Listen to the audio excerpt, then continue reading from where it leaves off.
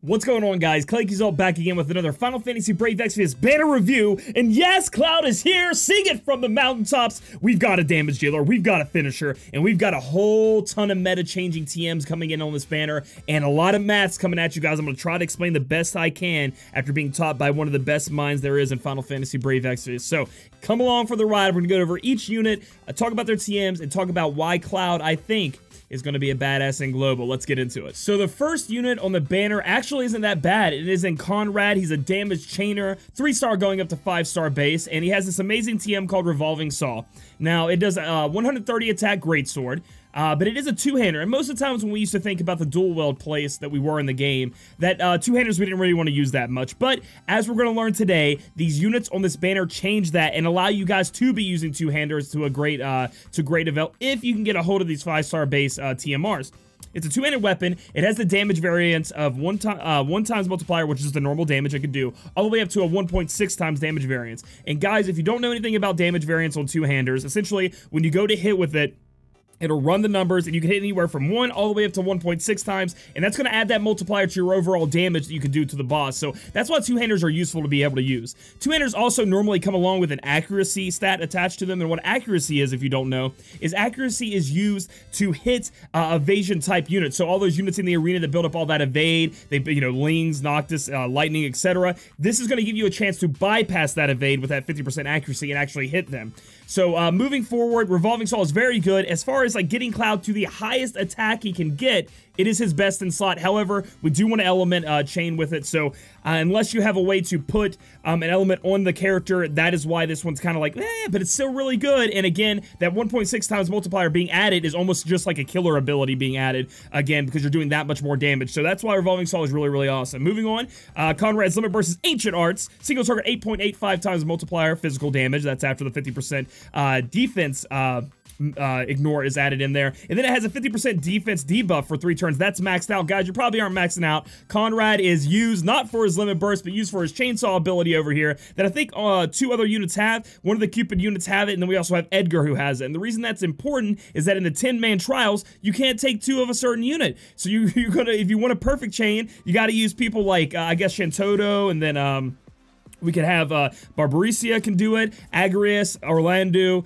Dark Veritas can chain perfectly together, etc., etc. But this way, if you need a budget chainer, you can use maybe Conrad and Edgar, Conrad and the Cupid unit. That way you can use Chainsaw, build the chain up, and then hit really hard afterwards to do a lot of damage. So that's why I'm giving him a 6 out of 10 on global. He has his uses along with having a pretty good TM. Next up on the review is our 4-star base going up to 6-star Earth Magic user William. And because he can use Earth, I do believe he's going to be useful at some point, right? I mean, we got to be doing Earth damage eventually.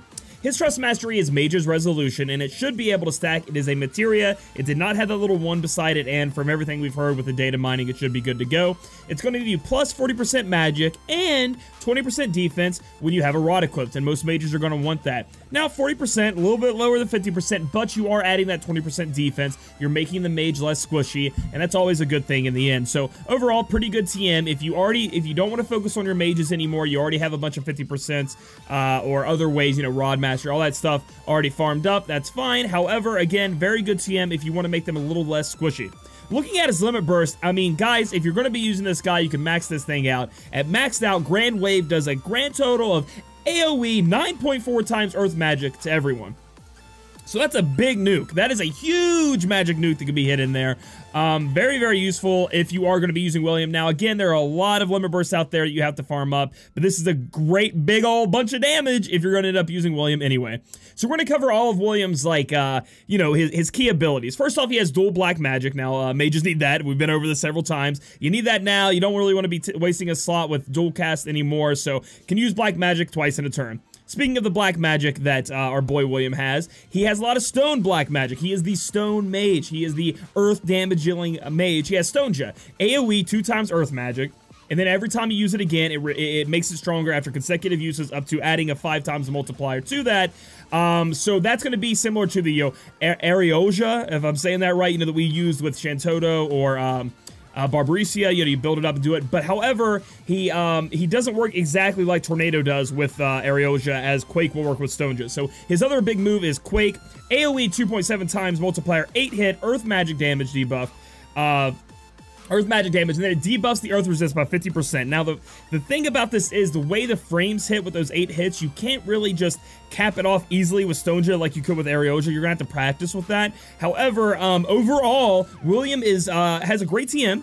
William I think is going to have his uses when we need an Earth Mage who has these. He's the first one coming out with these kind of abilities anyway, with the Claic and the Stonja, you know, together in a dual black magic type of mage. His stats are pretty good. I'm going to give him a 7.5 out of 10 on global. Nothing like to go crazy about and scream home about, but actually has a little bit of value. I know you guys are excited about me talking about Cloud and Elfreeda, the 2 5-star bases on here, and we'll get into that. But before that, I think I need to educate you guys on the new equipment meta that's coming out. Normally, dual wield was always the best, but now we have true double hand. I'm sure a lot of you guys heard this from JP version of the game, and I'm going to explain why it's good, why it could potentially be better than dual wield in some situations, and what exactly it means. So, true double hand, Shin double hand, Buster style, whichever way you want to look at it, we're going to go with true double hand as a blanket statement, is the ability to be able to single wield any weapon and have your equipment attack raised for doing that. So that includes one-handed or two-handed weapons. And equipment attack being raised by that does not mean percentages. So for example, let's say let's take the any equipment that would say it's going to give 20% attack. It will not raise that. It will only raise ones that give flat attack. So actually adds to the attack stat by a number. So +4 attack,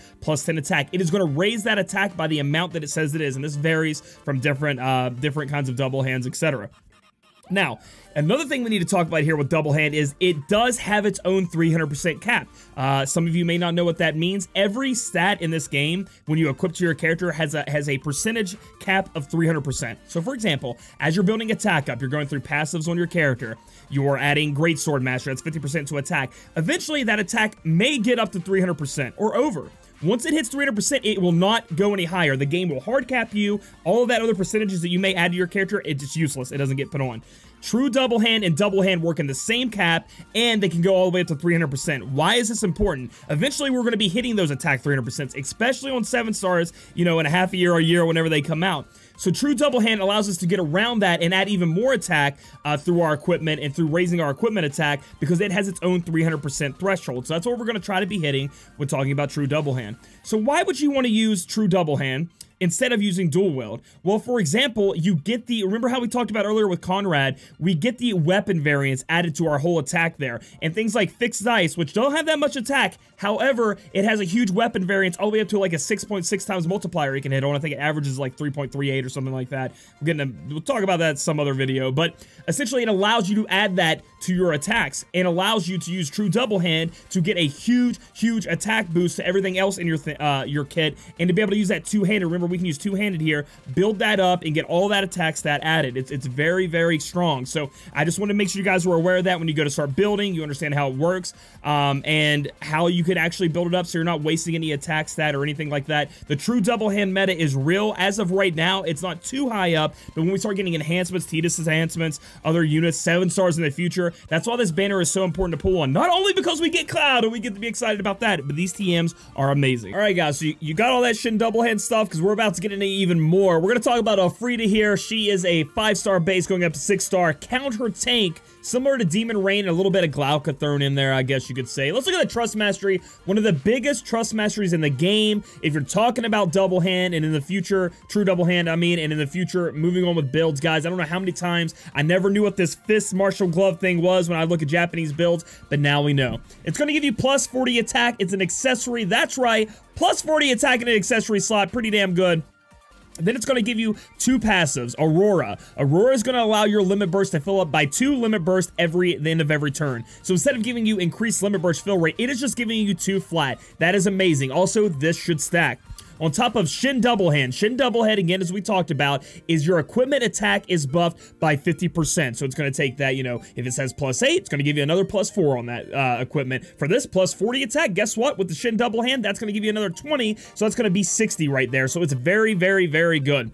And that's when single wielding any weapon. So it's going to be double hand or, it's going to be either a single weapon or a double-handed weapon. Very important here. Very good TM. Snatch them up when you can. So let's look at the limit burst of Elfreeda and Elfried. I think it was Elfried and JP. These new names in Global throw me off because I learned a little bit of JP too, so bear with me. Skating hard, AoE 8.2 times multiplier after, you know, all the calculations. Ice physical. So if we're building an ice team, let's say with Fravia or the new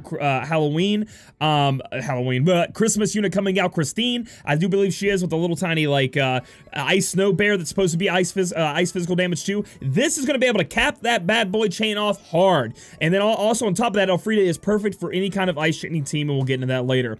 Let's look at some of her abilities. We have Sub-Zero breaks. They're all different ones. Sub-Zero Heart, Sword, Wind, Fire, Captain Planet, whatever you want to say. The first thing it's going to do is dispel the enemy, and then it's going to break one of the stats respectively. She has different ones for attack, magic, defense, and spirit, about 45%. While 45% is pretty solid, the problem here is she's always dispelling before she does it. So for example, like if you have an Imperil on, gone. If you have anything you need on that enemy, blind or something sometime down the road, gone. So that's why I think these are kind of like, it's cool to be able to dispel and be able to use a break in the same turn. The problem being is it dispels everything else off the enemy, and that could be rough in some situations. So honestly, this is kind of where it is a plus. I think it's just as much as of a negative for me.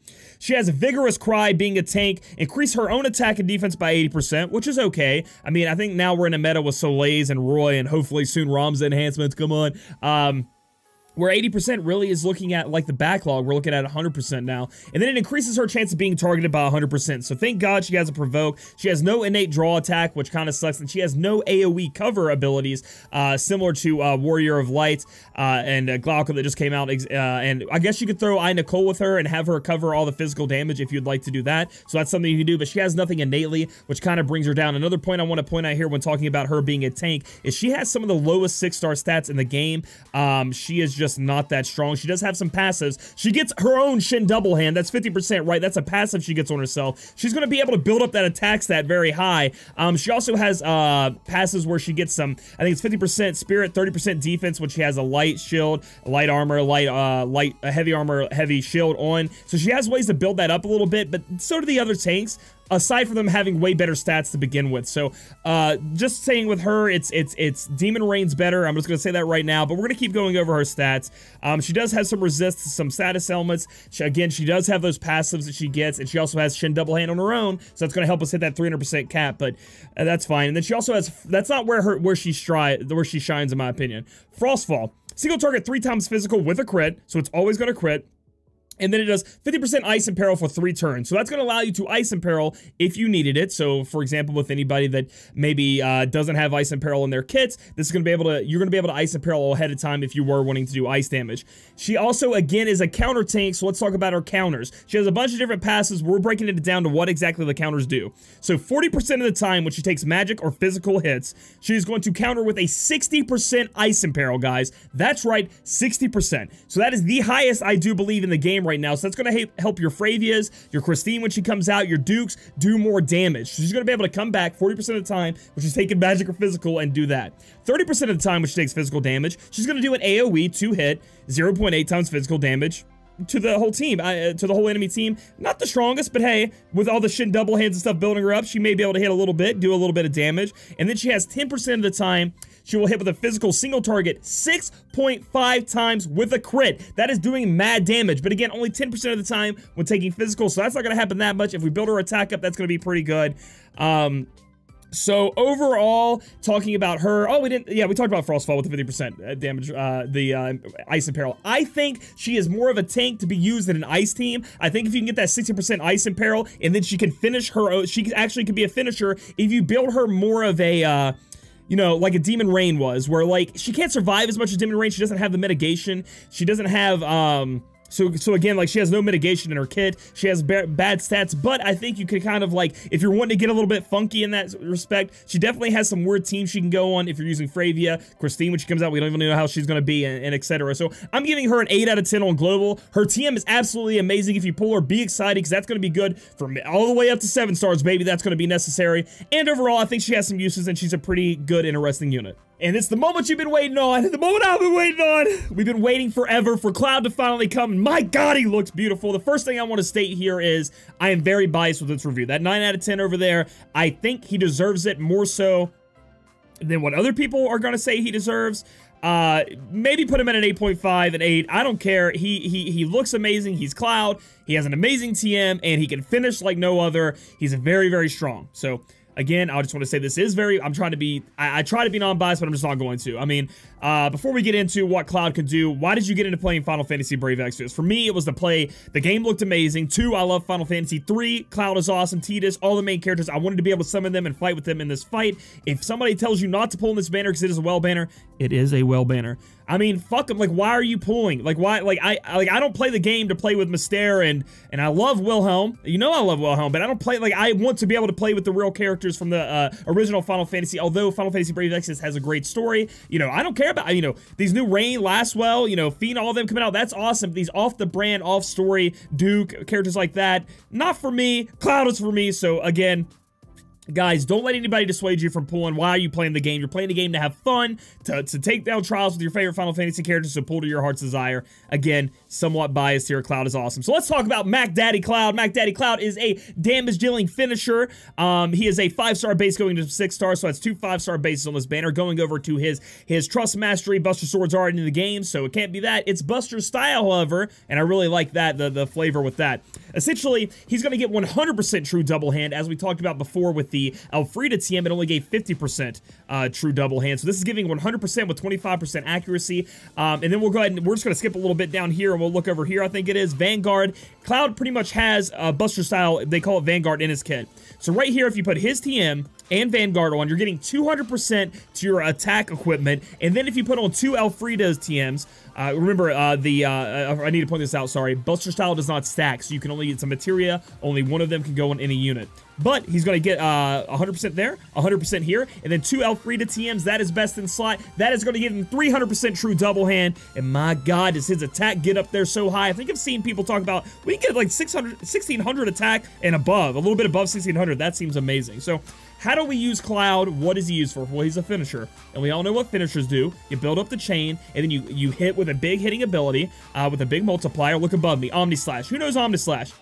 Everybody out there should know what the hell Omni Slash is, but once you max it out, and you should max it out if you're using Cloud, 100%, I want to state that. Single target, you're not reading that wrong, there shouldn't be a point in there. 21 times multiplier after taking in the 50% ignore defense, 15 hitter. Now the 15 hits, it's more back-ended, so it's like you want to, like, the big hits come at the end, I guess you could say. It's backloaded, so you can build a chain up and then hit with this and keep hitting. It's not really for chaining, it's just for dealing a lot of damage. So the way Cloud works, in my opinion, and how I'm going to be using him, is I'm going to be building him with as much limit burst as I can. A key factor with Cloud is he has a passive that gives, I think it's called Aggression. It gives him 3 limit bursts per turn period. So when you end your turn, 3 limit bursts coming up on him. So very, very strong there to help build it up. However, Omni Slash is 30 limit burst crystal needed to be able to use it. So that's a lot. That's I think it's 6 more than Noctis. So again, Noctis was a big one. It's 30. But however, again, if we use double Elfreeda TM, that's giving us 2, that's 4, plus his is 7. Plus we're getting a lot from chaining. Plus we can use Eccentric or any other way to raise everybody's AoE limit burst fill rate. We could throw some limit burst fill rate on him if you wanted to make sure you could be using this bad boy. But it's very powerful, very strong. That's what you're going to be using Cloud for. But Cloud has other abilities like Meteor Rain. It's an AoE, 3.6 times physical, 8 hit, and that's after the ignore defense, 8 hit. AoE damage dealer, so that's a good way to clear out the waves, or if you need to build up limit burst crystals, that's a good way too. He can be doing that. He also has a single target 4 times multiplier hit too, so if you just want to get in there and do mad damage, you know, more than 3.6 times, you're not really looking to chain, you're wanting to finish with that a little bit while trying to build up Omni Slash, you can do that also. We already talked about Vanguard. We're going to move over to Genova Cells, and I had to put this in there. This is an amazing passive name. 100% resist to blind, sleep, confuse, and disease. Good to be resisted by that. Paralyzes it on there, but hey, can't ask for everything. Confuse is really good though. You don't want Cloud with all them double hands and all that attack being on there killing people. He also has Fleeting Illusion. And guys, Cloud has amazing stats. Like his stats are strong. He has a lot of strong stat passives. And he also has Fleeting Illusion. Remember how we used to have people who would, you know, like A2, 2B, who would like ignore fatal damage, come back? Well, this guy has 50% chance, so it's not 100, but it's 50% to ignore fatal damage when above 40%. And a max of 3 times. So the other one's only worked once. This guy can ignore it. You know, it's 50% chance it's a coin flip, but he can do it 3 times in 1 life. And then he dies, you bring him back 3 more times. It is amazing, guys, what Cloud can do. So let's talk about, and then a 9 out of 10, you guys already see that up there. Maybe go for an 8.5. Let's talk about ways to build Cloud right now. And then we'll go into a little bit more damage calculation, and we'll get into that in a second. So how do you build Cloud? As far as there isn't really a budget build for Cloud out there. I mean, you could take Cloud, you can stack as much attack as you want him, boost him up as high as possible, but in the end, you cannot fill his full potential without being able to get his TM and Elfreda's TM. You want to get 2 Elfreeda, 1 Cloud. That's 3 rainbow on 1 banner, and it's a double rainbow banner. It's going to be very difficult. However, if you get any of them, it still helps him. You can also use double hand on Cloud from Bart's, let's say. You can't use the two-handed weapon with the damage modification multiplier, you know, the 1 to the 1.6 as we talk about with Conrad. However, you are going to want to be single wield him. Honestly, he can't put an element on his weapon. You want to take advantage of those imperils, so you just throw Excalibur on him. Throw Brotherhood. Throw any great sword you want on him. Put on 2 Elfreeda TM. Put on his Buster Style. That's going to max him out anyway. If you don't get 2, if you don't get all of these, you just get Cloud. You can put that on him. You can put double hand on him, get him 150%. You can throw Great Sword Mastery, etc. As long as you're single wielding, double hand and true double hand will work together. Again, they do stack up as long as it's single wielding a one-handed weapon. And then you can just finish with that element. Or you could do what I'm thinking about. You could throw that Conrad C on him with 130 attack greatsword with the two-handed, so it's going to have that damage modification on there, the multiplier that could be happening. Then you use the new Ariana to put water attacks on him. You take Tidus, you water imperil with his limit burst, you double chain to Tidus, and then you Omnislash at the end of it. And my God, it's a beautiful thing. I hope I'm gonna try that out. Or again, like I said, you could still just use a greatsword. It doesn't break, it doesn't destroy everything in this game right now, but Cloud does. Like, from what people were telling me, Cloud was garbage. I look at the Japanese rankings, he wasn't up there, but it's strictly because he doesn't have an element that can be attached to him, and other than just his limit burst, he doesn't really bring a lot to the table. But him himself, he's a great unit, and his 7-star is supposed to be good, and his 7-star STMR, if you guys didn't know that, 7 stars get new TMRs. They're called Super TMRs, and it is one of the best weapons in the game, hands down, when that comes out. So guys, honestly, don't worry about pulling for Cloud. Don't let anybody tell you it's not worth it. You're gonna have a lot of fun with him. You don't have to be doing the max numbers calculation in the game. But let's go look at those numbers and see how he stacks up to the other finishers in the game. All right, guys. So now we're going to be introducing a little bit of something that's a lot of numbers, a lot of things in your face. We're going to go over it. I'm going to be doing this more on my banner reviews, and it takes a while. I do want to say one thing. On my Cloud little bit I just said there, I said using Finishing Touch, which is the 4 times multiplier, would be where you want to go if you want to finish. That's actually incorrect. It is Clem Hazard with the 5.5 times multiplier. I didn't see it had Ignore Defense. I thought that was a break. So we will be using Clem Hazard. So what the hell are we looking at here? How can we decipher this? So what I'm going to do is I'm going to take the top finishers in the game. I'm going to compare them by taking the damage calculation. Now in this game, obviously you can calculate damage. This damage that we're calculating here does not include the enemies or bosses, monsters, actual stats, so defense, spirit, all that stuff. It does not include that. It just shows how much damage you can do with what you can control and what you're doing to the monster. So if we look on turn 1 here, Cloud can do a total of 91 million damage. And the way we get that stat is he has 1,668 attack. We're going to take into the fact that there is a 50% fire imperil, and we're using Dalonga Longa Daga, the Vargas TM. That's his best in slot build. So we got him up to 1,668 attack. I think he has Bahamut on. So we take that attack, and then we square it, and then we times that by the 1.5, which is the 50% fire imperil. Okay, that's where the 1.5 times comes. Then times by the actual damage that the move is doing, so the actual multiplier of the move, which is Clem Hazard, and that's going to be 5.5, because remember we got that from the multiplier. And then we're timesing that by 4, and 4 is the multiplier that you get from your top chaining in. So once you get the chaining to as high as a multiplier that it can add, it'll do that, and then we get to 91,000. And we do this on a 4-turn rotation for Cloud, because by turn 4, if you have him in this build, you should be able to get the limit burst just from the crystals from his limit burst and the Elfreeda limit burst crystals they give you. You'll be up to 28, and then I hope you've built up 2 overall this time, or you're really unlucky. And then we can see that his limit burst information there is a little bit scary. It took me a while to understand this. You can see at the front here we have a 1668 squared, so that's his attack. That's how it works in the game. Times the 1.5. Again, the 1.5 is the fire imperil, guys. Times 7.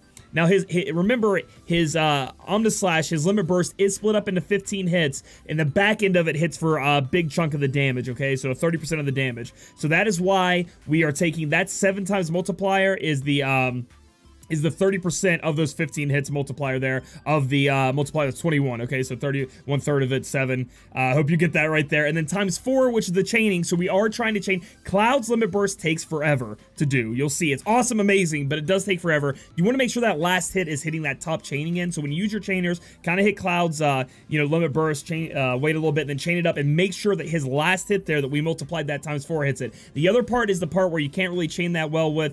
It has the times 1.5 multiplier again because of the fire and peril, and then it has the times 14, which is the multiplier, the 2/3 of the 21% to give him that. So for a grand total of over 4 turns, because you're always getting his limit burst per every turn. If you're top chaining him out, you have him at max attack. If you have him always letting him hit at the end of the chain, like I said, and he has a fire imperil or an imperil thereafter, he will hit for 112 million damage. If we go over to Nyx here, so Nyx, in my opinion, is the most consistent versatile finisher we have right now in the game after Cloud comes out, okay? So Nyx is going to be number 1 for me.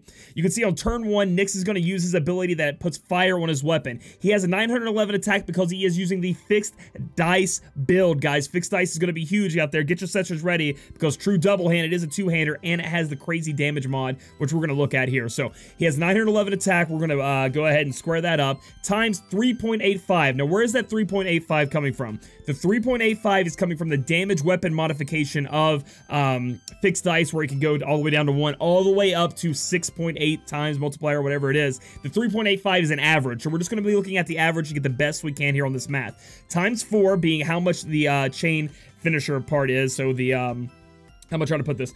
The modifier on the attack, and then to finish off a chain there at the times 4. So again, times 4 is always the chain modifier, and then we also have a times 4 there for the actual modifier of his attack. Then he gets into his big boy attack, where he actually is going to hit for a 7.5 times multiplier, and then we can also see that we've added the 1.5 times imperil there too. Times 4 being the chain cap end. Remember, the 3.85 is the fixed dice random weapon added to it, and we go all the way down the list. He does this for the remainder of the turns. He goes all the way up to a whopping 120 million, guys. So if we take Cloud and we compare him to Nyx, as we can see all this math, I know it's confusing. I'm going to try to talk about it more in future videos. The weapon modification from fixed dice does help out a lot and does make Nyx probably the top finisher in the game as far as versatility, as far as easily being able to put fire element on the fixed dice, etc. So now I'm also going to take you guys and we're going to look at just the top finisher in the game and where they rank. All right, guys, here we go. This is it. This is how I think we rank. We'll go by 4-turn DPTs. A lot of their damage per turns are going to go up. We're just comparing to Cloud right here. So a lot of their damage per turns are going to go up once you go to 5 and even higher. DKC is amongst the top of them, using his best in slot build at a 4-turn damage per turn average of 136,000. The only problem with Dark Knight Cecil is a lot of bosses like to resist Dark Element. And so also Dark Element just really isn't that common being on your friends, okay? You know, Fire Element, Light Element, those are pretty common.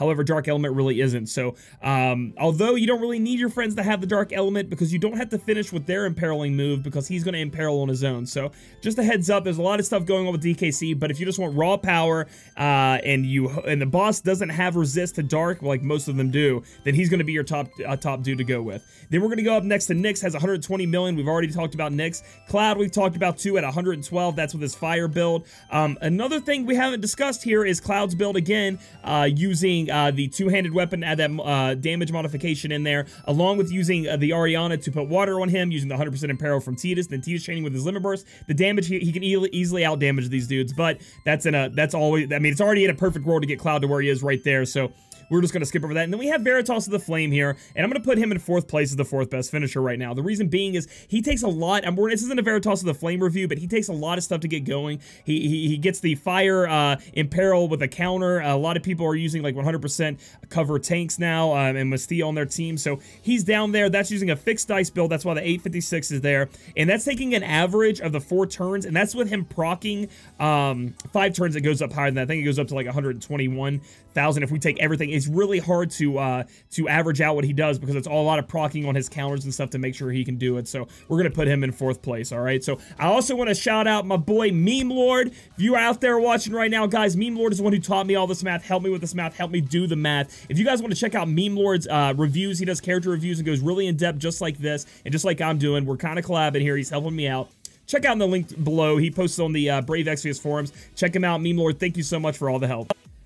All right, so, yeah, that's the end of this banner review. There's a lot of math. I hope your brains aren't hurting too bad. I'm trying to explain it in an easy way, but there's a lot of numbers to throw at you, and I hope I did it all correctly. Again, shout out to Meme Lord for helping me out so much with all this stuff. You have been a wonderful friend of mine, and thank you so much. Guys, as far as pulling on this banner, I think everybody should pull on this banner. If you love Cloud, pull on the banner. Why are you playing the game? You want to use Cloud, that's fine. He's going to be a great finisher for you. His limit burst is amazing. He's going to be great in the 10-man trials, too. It's gonna be a great time. As far as, like, Dolphins and Whales, I think it's time to spend money, guys. 20%.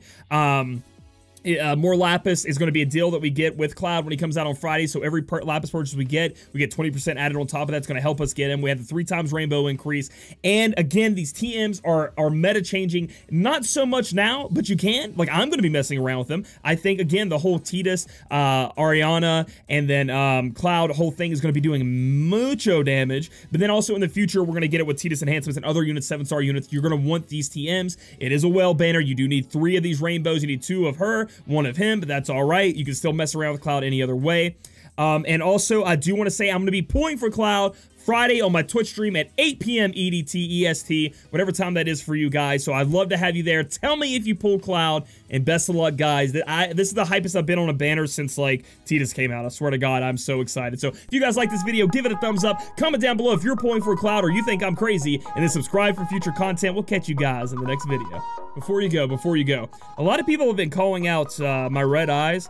One, it's like the way the camera is and the way I have to do it for the green screen, the reds are like, you can see my face, the reds are really see-through too. And then also, I just want to give you guys a peek behind the scenes of what I'm dealing with as I record these videos. It takes 6 to 7 hours to do with all this stuff that's going on. So let me show you guys. So we're coming in. Oh, you can see my Spider-Man thing. There's one light there. I have one light behind my computer, and then I have another light there. And then you can see all my cool things back there. And then the green screen takes over. So guys, I'm not smoking the reefer. I have nothing against smoking the reefer, but I'm not toking up before I do the videos. It's just these actually wear on my eyes. I've been trying to get glasses to help me, but I'm doing my best. I just wanted to address that because a lot of people think I've just been toking up before these things. It's actually, I think the lights are a little bit too much. I'm gonna have to work on that, and maybe my camera, maybe a new camera or something. But thank you guys for watching. We'll catch you next time.